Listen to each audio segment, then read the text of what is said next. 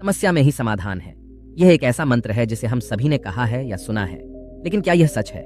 बहुत से लोग समस्याओं के सामने खड़े होकर बस इंतजार करते रहते हैं, आशा करते हैं कि समस्याएं अपने आप हल हो जाएंगी। ये एक सामान्य सोच है कि समस्या से बचने का सबसे अच्छा तरीका है कि हम इंतजार करें और उम्मीद करें कि समस्या खुद ही ठीक हो जाएगी। लेकिन क्या यह सच है?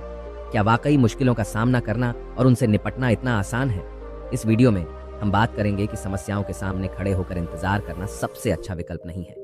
हम आपको सिखाएंगे कि समस्याओं का सामना करना उन्हें हल करने का सही और प्रभावी तरीका है। इस वीडियो के माध्यम से हम सीखेंगे कि हमारी मेहनत, समर्पण और सही दिशा में कदम बढ़ाने से ही समस्याएं हल हो सकती हैं। तो इस वीडियो को देखें और सीखें कि समस्याओं का सामना करना और उन्हें हल करना ही सच्चा समाधान है। तो चलिए शुरू करते हैं। दोस्तों, बहुत समय पहले की बात है। एक राज्य का राजा बहुत चिंतित था क्योंकि उसकी पत्नी का जन्मदिन नजदीक आ रहा था। यूं तो कहने को वह राजा था, लेकिन फिर भी उनके वैवाहिक जीवन में हजारों प्रकार की समस्याएं थीं। परंतु राजा जन्मदिन पर अपनी पत्नी को एक ऐसा उपहार देना चाहता था कि जिससे उनके जीवन में जो दुख है वह कम से कम उस दिन के लिए दूर चला जाए।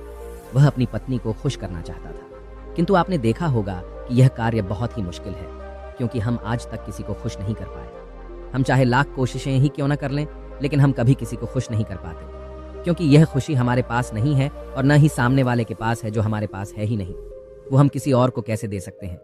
अर्थात अगर आपको किसी दूसरे को खुशी देनी है तो सबसे पहले आपको खुश होना होगा, आपको खुश महसूस करना होगा, अर्थात वह खुशी आपके पास होनी चाहिए, तभी तो आप किसी और को खुश रख सकते हैं। एक दिन राजा ने सभी दरबारियों को दरबार में उपस्थित होने का आदेश दिया और साथ ही सभी मंत्रीगण भी वहां पर उपस्थित थे। तभी राजा ने सभी से सुझाव मांगा कि आखिर वह किस प्रकार अपनी पत्नी को जन्मदिन पर खुश कर सकता है। आखिर वह उन्हें कैसा उपहार दे जिस कारण राजा की पत्नी खुश हो सके।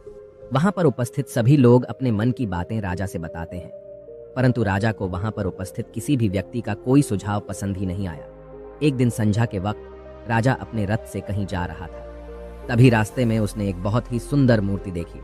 वह मूर्ति बहुत ही सुंदर और आकर्षक थी। उसे देखकर ऐसा प्रतीत होता था मानो उस मूर्ति में जान हो। उस मूर्ति को देखकर राजा बहुत प्रसन्न हुआ और वह तुरंत ही मूर्तिकार के पास पहुंचा। और राजा उस मूर्तिकार से कहता है, तुम तो बहुत बड़े कलाकार हो, तुम्हारी मूर्तियों में चांद नजर आती है। ऐसा प्रतीत होता है कि तुम्हारी मूर्तियां जीवित हैं। हम तुम्हारी इन मूर्तियों को देखकर बहुत प्रसन्न हैं। हम चाहते हैं कि तुम्हारी सारी मूर्तियां हमारे दरबार में शामिल हो। यह सुनकर वह मूर्तिकार बहुत प्रसन्न हुआ, जैसे उसे कोई खजाना मिल गया हो। लेकिन तभी राजा ने उस मूर्तिकार से एक और बात कही, देखो, मैं चाहता हूं कि तुम मेरे दरबार में शामिल हो जाओ, किंतु उससे पहले तुम्हें हमारे लिए हमारी रानी की ऐसी मूर्ति बनानी होगी जिसे देखकर वह खुश हो जाए और अपने सारे दुख दर्द भूल जाए। और यदि तुम ऐसा न कर सके तो मैं तुम्हारा सर धड़ से अलग कर दूंगा। राजा के मुख से यह सुनकर मूर्तिकार घबरा गया। उसके पसीने छूट गए। वह राजा को मना भी कैसे करे, इसीलिए उसने न चाहते हुए भी राजा को स्वीकृति दे दी। राजा उस मूर्तिकार की बात सुनकर बहुत प्रसन्न हुआ और वो वापस महल लौट गया। लेकिन उधर दूसरी तरफ जो मूर्तिकार अब तक बहुत प्रसन्न था, जो अपने मन से मूर्तियां बनाया करता था, जो हमेशा खुश रहता था, अब वह दुखी हो गया था। वह गहरे दुख में चला गया था। वह डर के कारण रानी की मूर्तियां बनाना शुरू करता है। परंतु जो भी मूर्ति बनाता था, उस मूर्ति को देखकर ऐसा प्रतीत होता था मानो वह मूर्ति बहुत दुखी है, उसे किसी प्रकार का कोई दुख है। एक के बाद एक उसने कई सारी मूर्तियां बना डाली, परंतु कोई भी मूर्ति ऐसी नहीं थी जिसे देखकर कोई भी खुश हो सके, जिसे देखकर यह प्रतीत हो कि मानो उस मूर्ति में जान है और वह मूर्ति देखकर कोई भी अपना दुख भूल जाए। और यह इस कारण हो रहा था क्योंकि मूर्तिकार भीतर से बहुत दुखी था, जो उसकी मूर्तियों के रूप में साफ और स्पष्ट नजर आ रहा था। राजा ने उस मूर्तिकार को 1 सप्ताह का समय दिया था, किंतु 4 दिन तो उसने यूं ही व्यर्थ कर दिए। अब उसके पास केवल 3 दिन का ही समय बचा था, जिसके बारे में सोच सोचकर उस मूर्तिकार का गला सूखा जा रहा था। डर के कारण अब उसके हाथ पैर भी काम करना बंद कर चुके थे। उसके हाथ से हथौड़ी और छीनी तक नहीं चल रही थी और उसे अपना भविष्य नजर आ रहा था। उसे नजर आ रहा था कि राजा उसे मृत्यु दंड दे रहा है। उसके बाद उसके परिवार का क्या होगा, उसके परिवार को कौन संभालेगा। यह सोच सोचकर उस मूर्तिकार का मन बैठा जा रहा था। तभी उसने एक योजना बनाई। वह अपने परिवार को साथ लेकर रात ही में गांव छोड़कर चला जाएगा। यह सोचकर वह तुरंत घर लौटा। उसने सारा सामान बांधा, अपनी पत्नी और अपने बच्चों को भी तैयार किया। वह जैसे ही घर से निकलने वाला था कि तभी उसने देखा कि राजा के सिपाही वहां पर तैनात है। यह देखकर वह मूर्तिकार और भी घबरा गया। वह समझ नहीं पा रहा था कि क्या करे। यदि वह यहां से भागने की कोशिश करता है और पकड़ा जाता है तो राजा उसके साथ साथ उसके परिवार को भी मृत्यु दंड दे देंगे। वह कुछ समझ नहीं पा रहा था।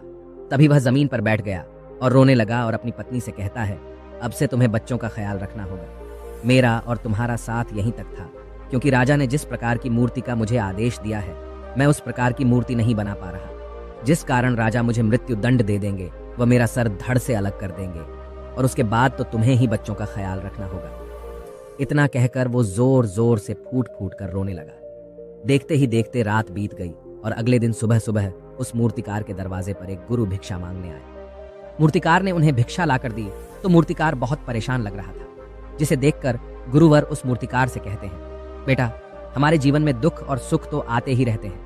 हमारे जीवन में दुख और समस्याएं तो होती ही हैं, किंतु इन सभी दुख और समस्याओं का समाधान और निवारण भी होता है, परंतु हम केवल दुख और समस्याएं ही देखते हैं। उन दुख और समस्याओं के छिपे निवारण और समाधान को हम कभी नहीं देख पाते। यदि तुम ध्यान से देखोगे तो हर समस्या का समाधान है और हर दुख का निवारण भी है। मैं यह अच्छी तरह जानता हूं कि तुम यहां से अपनी पत्नी और बच्चों को लेकर भाग जाना चाहते थे, किंतु ऐसा हो नहीं सका। उस मूर्तिकार ने जब गुरु के मुख से यह बातें सुनी तो वह उनके चरणों में जा गिरा और हाथ जोड़कर उन गुरुवर से कहता है, हे गुरुवर, आप ही बताइए मैं क्या करूं। राजा ने मुझे मूर्ति बनाने का आदेश दिया है, किंतु मैं चाहकर भी मूर्ति नहीं बना पा रहा, और यदि मैंने मूर्ति नहीं बनाई तो राजा मुझे मृत्यु दंड दे देंगे और उसके बाद मेरे परिवार का क्या होगा, उनका ख्याल कौन रखेगा।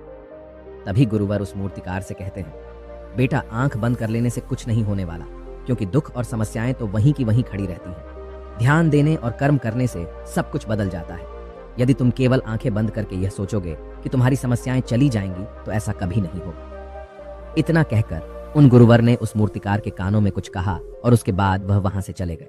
उन गुरु के वहां से चले जाने के बाद वह मूर्तिकार महल गया, जिसे देखकर राजा उस मूर्तिकार से कहता है, लगता है तुमने समय से पहले ही एक अद्भुत मूर्ति तैयार कर ली है। बताओ वो मूर्ति कहाँ है, मैं भी उसे देखना चाहता हूँ। इस पर मूर्तिकार जवाब देते हुए कहता है, महाराज, अभी तक मैंने मूर्ति तैयार नहीं की है, परंतु आपके दिए हुए समय पर मैं अवश्य ही वह अद्भुत मूर्ति तैयार कर लूंगा। लेकिन उससे पहले मेरा एक बार महारानी से मिलना बहुत आवश्यक है, अन्यथा वह अद्भुत मूर्ति तैयार नहीं हो पाएगी। राजा ने उस मूर्तिकार की सारी बातें ध्यानपूर्वक सुनी और उसके बाद राजा ने मूर्तिकार को महारानी से मिलवाया। मूर्तिकार महारानी से मिलने के बाद महारानी से प्रश्न करते हुए कहता है, महारानी जी, किसी भी औरत के जीवन का सबसे बड़ा दुख क्या हो सकता है। इस पर महारानी जवाब देते हुए उस मूर्तिकार से कहती है, किसी औरत का मानव बन पाना उसका सबसे बड़ा दुख है। तभी वह मूर्तिकार महारानी से एक और प्रश्न करते हुए कहता है, महारानी जी, किसी औरत के जीवन का सबसे बड़ा सुख क्या है। महारानी उस मूर्तिकार के इस प्रश्न का जवाब देते हुए कहती है, किसी भी औरत के जीवन का सबसे बड़ा सुख उसके पति और उसके बच्चों का उसके पास होना है।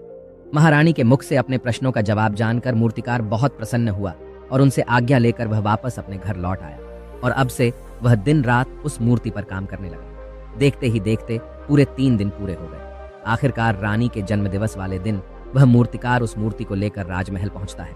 लेकिन अब राजा के मन में यह बेचैनी थी कि पता नहीं उस मूर्तिकार ने आखिर कैसी मूर्ति बनाई होगी, पता नहीं वह मूर्ति महारानी को पसंद आएगी भी या नहीं। इस प्रकार के कई प्रश्न राजा के मन में चल रहे थे।